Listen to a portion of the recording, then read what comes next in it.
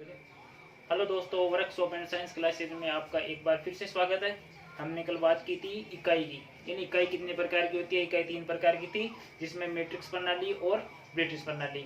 तो आज हम बात करेंगे दूरी की सबसे बड़ी इकाई, सबसे छोटी इकाई, छोटी इकाई से बड़ी इकाई में कैसे जाते हैं और बड़ी इकाई से छोटी इकाई में कैसे जाते हैं। चलो तो हम आज शुरुआत करते हैं। मैट्रिक्स प्रणाली में दूरी की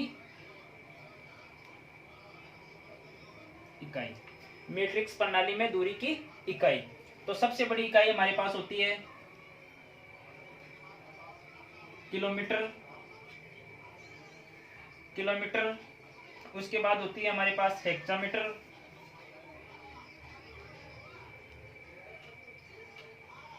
हेक्टामीटर, डेकामीटर और मीटर, डेसीमीटर, डेसीमीटर, सेमी और एमएम, सेंटीमीटर और मिलीमीटर। सबसे बड़ी इकाई है kilometre, hectometre, decametre, metre, decimetre और सेंटीमीटर और एमएम मीटर यानी मिलीमीटर। अब देखो, दूरी की सबसे बड़ी इकाई होती है किलोमीटर। सबसे बड़ी इकाई किलोमीटर और सबसे छोटी मिलीमीटर। अब देखो, इस सभी इकाइयों में 10-10 का संबंध होता है। इसमें 10 का, इसमें भी 10 का, इसमें भी 10 का और इसमें भी 10 का, और इससे इसमें आएगा तो भी 10 का, इसमें भी 10 का। अब हमें बड़ी इकाई से छोटी इकाई की ओर जाना हो तो 10 से गुणा किया जाता है। 10 से गुणा किया जाता है। अगर छोटी इकाई से बड़ी इकाई में जाना हो तो भाग दिया जाता है। 10 का भाग दिया जाता है। तो हम लिख लेते हैं,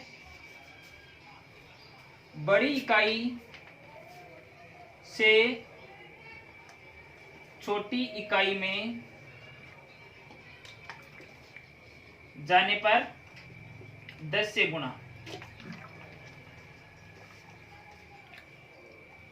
और छोटी इकाई से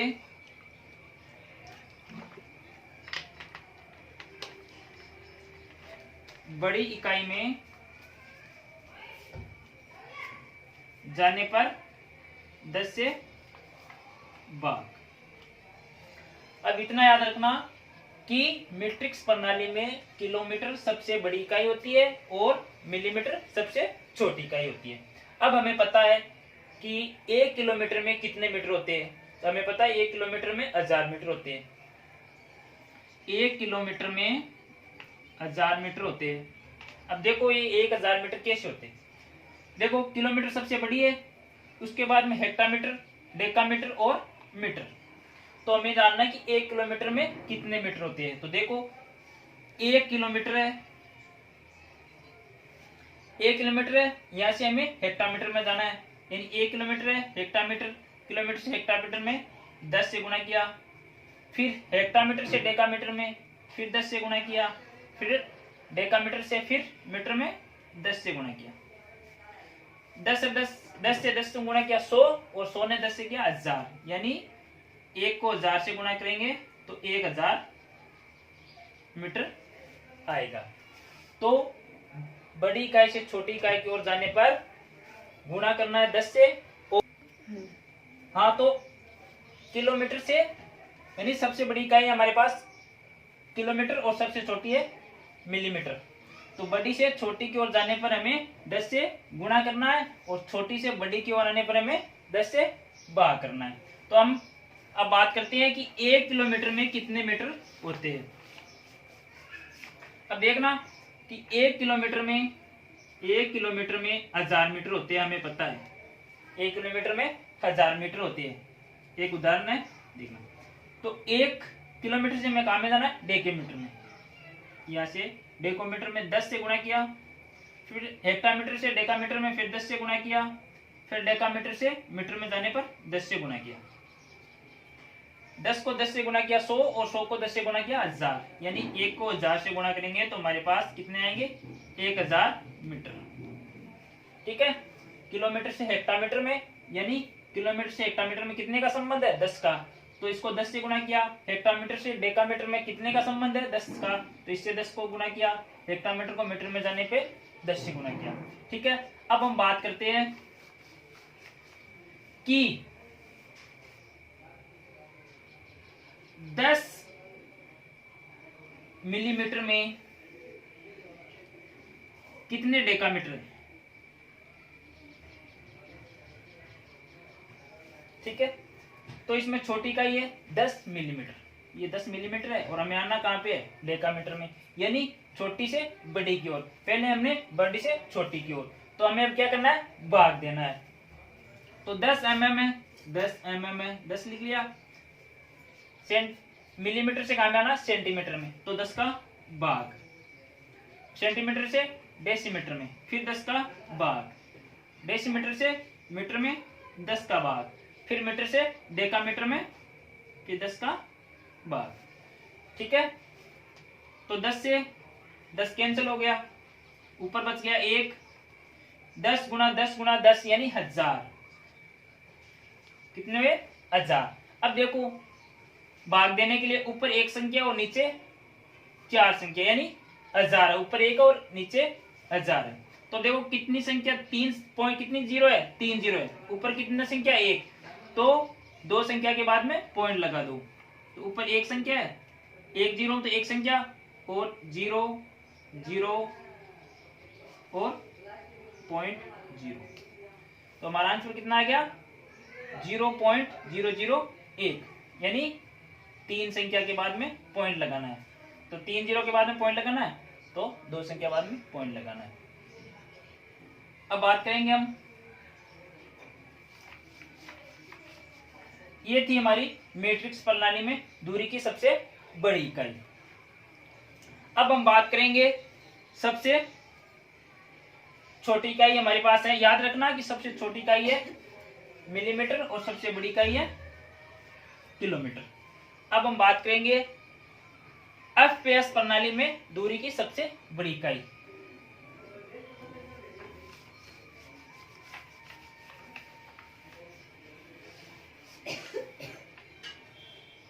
यानी ब्रिटिश प्रणाली, ब्रिटिश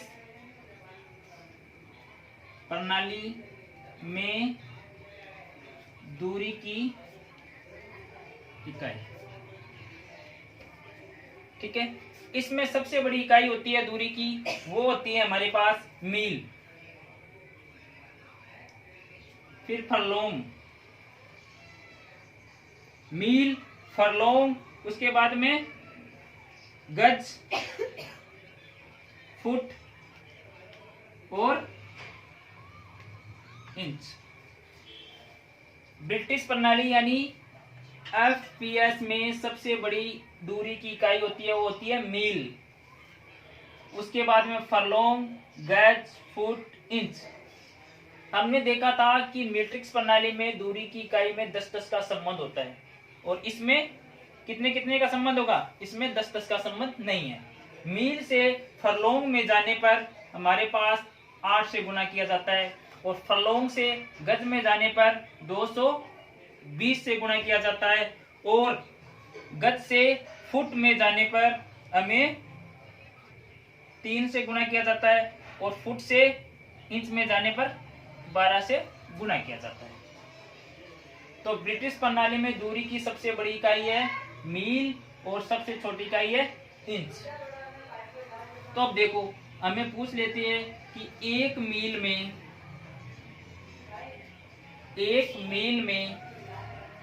कितने गज होते हैं? एक मील में कितने गज होते हैं? तो एक मील में पहले क्या होगा? फरलोंग, यानी एक मील में कितने फरलोंग है? 8, यानी एक मील में 8 फरलोंग है। ठीक है, तो एक को 8 से गुना किया तो 8। अब एक फरलोंग में 220 गज है, यानी एक फरलोंग में 220 गज है। एक मील में कितने फरलोंग है? 8 फरलोंग है। तो एक मील को 8 से गुणा किया तो 8 फरलोंग आ गई। तो 8 फरलोंग को 220 गज, यानी एक फरलोंग में 220 गज है। एक फरलोंग में 220 गज है। तो 8 फरलोंग में कितने गज हुए? तो 8 को गुणा करना है कितने से? 220 से। तो 8 0 0, 8 दूनी 16, हासिल का 1, 8 दूनी 16 1, 17। तो 1760 गज, एक मील में 1760 गज होंगे। ठीक है। इसी तरह हम दूसरे क्वेश्चन को करते हैं। पूछ लेता है कि 5 गज में कितने इंच है?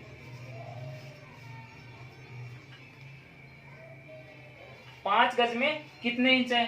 तो हमें पता है कि 1 गज में 3 फुट है।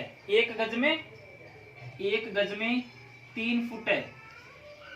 1 गज में 3 फुट है। तो सवाल पूछा है 5 गज में कितने इंच है? तो 1 गज में 3 फुट है। 1 गज में 3 फुट है। तो 5 गज में कितने फुट हुए? 5 गुणा 3 यानी 15 फुट। तो 5 गज में कितने फुट है? 15 फुट है। तो 15 फुट है, 1 गज में 3 फुट है, तो 5 गज में 15 फुट हुए। तो 1 फुट में कितने इंच है? 12 इंच है। 1 फुट में 12 इंच है। तो 15 फुट में कितने इंच हुए? तो 15 फुट में कितने इंच हुए? 15 गुणा 12। तो इसको सोल्व करते हैं। 15 से 12 से गुणा करते हैं। 12 पंजू 60, हासिल का 6, 12 एकम 12 और 6 18, 180 यानी 180 इंच हुए। 5 गज में 180 इंच हुए। ठीक है।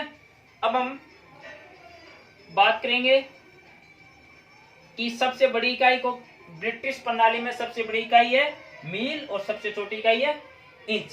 अब इसमें एक बात याद रखना आप कि मीट्रिक प्रणाली और ब्रिटिश प्रणाली में एक संबंध होता है, वो ध्यान से देखना कि 1 इंच बराबर 25.4 mm होता है, यानी 1 इंच बराबर 25 मिलीमीटर होता है। अगर हमको इंच से सीधे, ये तो ब्रिटिश प्रणाली है, अगर हमें मीट्रिक प्रणाली में जाना हो तो 1 इंच बराबर 25.4 mm होता है। तो 1 इंच ये सबसे छोटी इकाई है। इसको अगर इंच को सीधे mm में चेंज करना है तो mm कौन सी इकाई में आती है? ब्रिटिश में तो है नहीं, मीट्रिक प्रणाली में। तो हमको सीधा मीट्रिक प्रणाली में जाने के लिए 1 इंच को 25.4 से गुणा करते हैं या उसमें जाते हैं। ये है कॉमन है, ये ब्रिटिश और मैट्रिक्स प्रणाली में। अब बात करेंगे हम मैट्रिक्स प्रणाली में मात्रा की, यानी भार की, वजन की, द्रव्यमान की।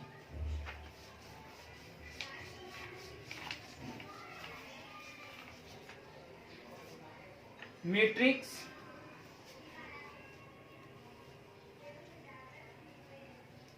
प्रणाली में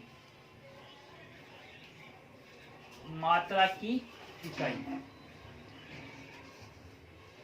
हमने पहले बात की थी मैट्रिक्स प्रणाली में दूरी की, उसके बाद में ब्रिटिश प्रणाली में दूरी की, और यानी एफएस प्रणाली में। अब बात करेंगे मैट्रिक्स प्रणाली में मात्रा की, यानी भार की इकाई।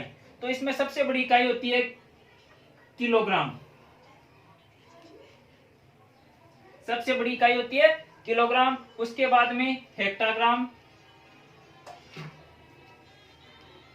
किलोग्राम, हेक्टाग्राम, डेकाग्राम, डेकाग्राम, ग्राम,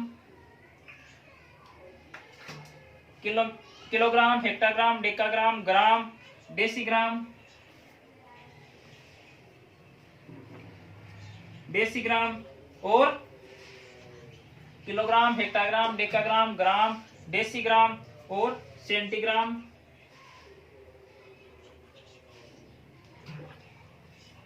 सेंटीग्राम और मिलीग्राम।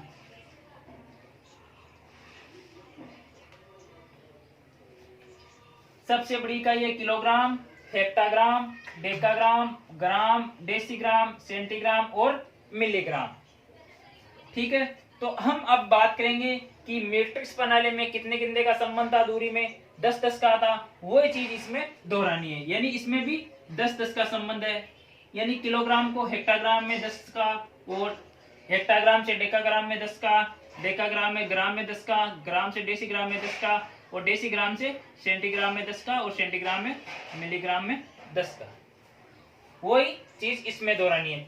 अब देखो, पिछले हमें मैट्रिक्स प्रणाली में एक सवाल किया था कि 1 किलोमीटर बराबर कितने मीटर होते हैं, 1000 होते हैं। तो इसी प्रकार इसमें एक सवाल देखते हैं कि 1 किलोग्राम बराबर कितने ग्राम होते हैं। 1 किलोग्राम बराबर कितने ग्राम होते हैं। तो देखो, किलोग्राम सबसे बड़ी इकाई है और उसके बाद में छोटी इकाई है मिलीग्राम। तो हमने पूछा है 1 किलोग्राम में कितने ग्राम होते हैं। तो 1 किलोग्राम गुणा किलोग्राम से हेक्टाग्राम में कितने का संबंध है, 10 का, यानी 10 से गुणा किया। हेक्टाग्राम में डेकाग्राम में कितने का संबंध है, 10 का संबंध है, 10 से गुणा किया। और डेकाग्राम से ग्राम में 10 का संबंध है। 10 गुणा 10 100, 100 को 10 से गुणा किया 1000, यानी 1000 ग्राम। 1 किलोग्राम में 1000 ग्राम होता है। ये तो आपको पता है कि 1 किलोग्राम में 1000 ग्राम होते हैं। अब हम बात करेंगे कि हेक्टाग्राम, 5 हेक्टाग्राम में कितने डेसीग्राम होते हैं। ये देख लिया, 1 किलोग्राम में कितने ग्राम होते हैं, 10-10 का संबंध होता है। अब देखो, मान ली हमारे पास सवाल है 5 हेक्टाग्राम, 5 हेक्टाग्राम में कितने सेंटीग्राम है। पूछ लेता है सवाल कितने सेंटीग्राम है। हमारे एग्जाम में ऐसे सवाल पूछते हैं कि 5 हेक्टाग्राम में कितने सेंटीग्राम है। ऑप्शन आ जाएगा ABCD, तो हमें ज्ञात करना है। तो 5 हेक्टाग्राम में कितने सेंटीग्राम। तो हेक्टाग्राम कहाँ पे बड़ी इकाई है और जाना कहाँ पे सेंटीग्राम में। तो 5 गुणा हेक्टाग्राम से डेकाग्राम में 10 से गुणा किया, डेकाग्राम से ग्राम में 10 से गुणा किया, और ग्राम से डेसीग्राम में 10 से गुणा किया, और डेसीग्राम को सेंटीग्राम से 10 से गुणा किया। 10 को 10 से गुणा किया 100, 100 को 10 से किया 1000, और 1000 को 10 से किया 10,000, और 10,000 को 5 से किया तो कितने हो गए, 50,000। 50,000 होते हैं ना, 500 500 500 10 5 50, यानी 50,000। तो 5 हेक्टाग्राम में कितने सेंटीग्राम होंगे, 50,000 सेंटीग्राम होंगे। तो यही मैट्रिक्स प्रणाली में मात्रा की इकाई, मात्रा की सबसे बड़ी इकाई kilogram, hectogram, decagram, gram, decigram, centigram और मिलीग्राम। अब आपको याद रखना है कि ब्रिटिश प्रणाली में मात्रा की सबसे बड़ी इकाई है किलोग्राम और सबसे छोटी इकाई है मिलीग्राम। ये याद रखना है, परीक्षा में पूछे जा सकते हैं सवाल। अब हम बात करेंगे तापमान की। किसकी बात करेंगे, तापमान की। तापमान में हमारे पास एक सूत्र है जो हम सोल्व करेंगे। तो हमारे पास सूत्र है C बराबर 100 बराबर F-32 बटा 180, और नीचे लिख देता हूं बराबर K बराबर 273 बटा 100 बराबर R बटा 80। ठीक है, C बराबर 100 बराबर F-32 बटा 180, K माइनस 273 बटा 100 बराबर R बटा 80। अब देखो, ये हम इसको शॉर्टकट में वैसे लिख से C बराबर 100 F-32 बटा 180 बराबर K बराबर 273 बटा 100 और R बराबर 80। अब पहले तो इसको छोटा करो इस सॉल्व को। 0 से 0 कैंसिल कर दिया, 0 से 0 कैंसिल कर दिया, यानी ये 2 बार कट रहे, 5 बार, ये 9 बार, और ये 5 बार, और ये 4 बार। अब हमारे पास आ गया C बराबर 5 बराबर F-32 बटा 9 के बराबर के माइनस 273 बटा 5 और बराबर R बटा 4। ये हमारे पास आ गया। तापमान ज्ञात करने का ये सूत्र है। अब हमें पूछ लेता है कि कौन से पैमाने में पहले देखो सीको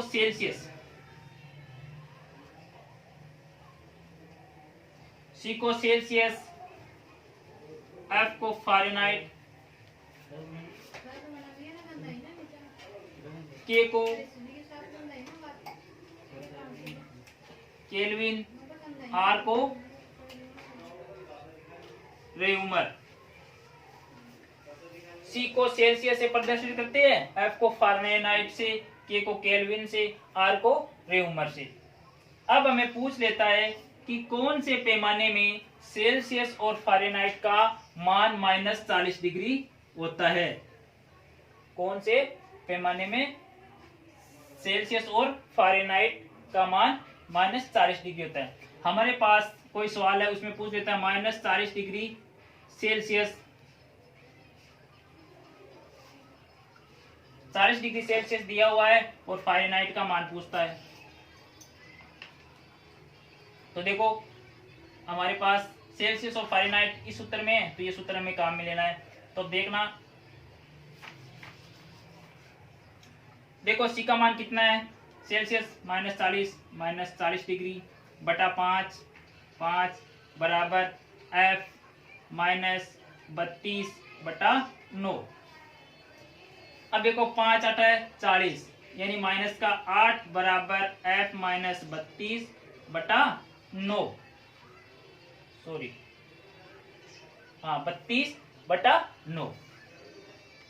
अब इसकी कर लेते हैं हम वज्र गुणा। तो वज्र गुणा की 9 8 है 72 माइनस का 72 बराबर एक को यानी एफ का एफ 32 को 1 से गुणा किया -32।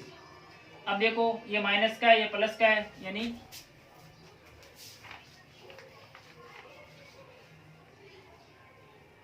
माइनस का 72 बराबर एफ -32। अब देखो ये माइनस का है ये भी माइनस का है और एफ का मान हमें निकालना है। तो माइनस का 72 ये बराबर का है, बराबर की उधर जो संख्या है वो प्लस की होगी तो इधर आने पर वो माइनस की हो जाएगी, अगर वो माइनस की है तो इधर आने पर प्लस की हो जाएगी। तो ये माइनस की है इधर लाए तो ये हो गई प्लस की 32 बराबर एफ। इसको हम लिख सकते हैं एफ बराबर यानी 72 में 32 गया -40 डिग्री, यानी -40 डिग्री। तो हमें सवाल पूछ देते हैं परीक्षा में कि -40 डिग्री पर सेल्सियस व फ़ारेनहाइट का मान बराबर रहता है। याद रखना कि -40 डिग्री पर सेल्सियस और फ़ारेनहाइट का मान बराबर रहता है। अब हम बात करेंगे